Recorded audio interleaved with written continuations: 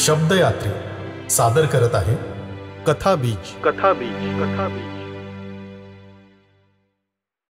शब्दयात्रीच्या या लेखमालेत आज आपण ऐकणार आहोत थोडा अंधार हवाय. लेखक योगिया. वाचन संस्कार नेहा अभिजित. हल्ली सगळ्यात मोठा प्रॉब्लेम कुठला असेल तर तो म्हणजे कधी अंधारच होत नाही.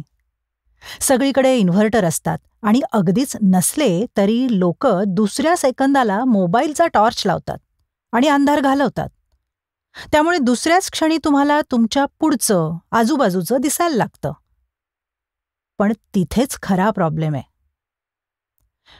मला आठवतंय, आमच्या लहानपणी इन्व्हर्टर, मोबाईल असलं काहीच नव्हतं. मेणबत्त्या किंवा कंदील हे एवढेच पर्याय होते. पण कधी रात्री दिवे गेले तर दुसऱ्या सेकंदाला आजीचा आवाज यायचा, कोणीही जागचं हलू नका, आहे त्या जागेवर बसून आपापले डोळे 2 मिनिटं घट्ट बंद करा. आणि आम्ही डोळे घट्ट मिटायचो.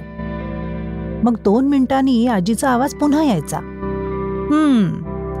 आता हळूहळू डोळे उघडा आणि मग तुम्हाला आपोआप अंधारात दिसायला लागेल.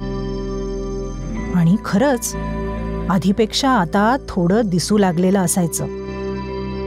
मला अजूनही याचं अप्रूप आहे. मुळात अंधारात असताना डोळे का मिटायचे? त्यांनी काय होणार? पण डोळे मिटून उघडले की दिसू लागायचं हे मात्र खरं. मला वाटतं की जुन्या पिढीला हीच सवय होती की अंधारात असलो की अजून घट्ट डोळे मिटून आत डोकवायचं, स्वतःचे डोह धुंडाळायचे, आपल्या जाणीवा नेणिवांचे झरे मोकळे करायचे.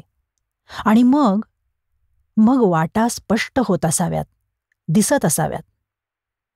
आणि आपणच आपली वाट शोधलेली असेल ना, तर मग ती सुकर होते, त्याचं ओझं होत नाही. आणि त्या वाटेवरचा प्रवास हा समाधान देणारा असतो. माझ्या आजोबांचं पण दिवे गेले की एक आवडतं पालुपद असायचं. अंधारात रस्ता दिसतो आणि उजेडात फक्त खड्डे दिसतात. दिवे येईपर्यंत तुम्ही तुमचे रस्ते शोधा. लहानपणी मला हा विनोद वाटायचा. पण हल्ली आजोबा आठवतात, त्यांचं वाक्य आठवतं. आणि आता कुठे त्याचा अर्थ 50 वर्षांनी थोडाफार कळतो.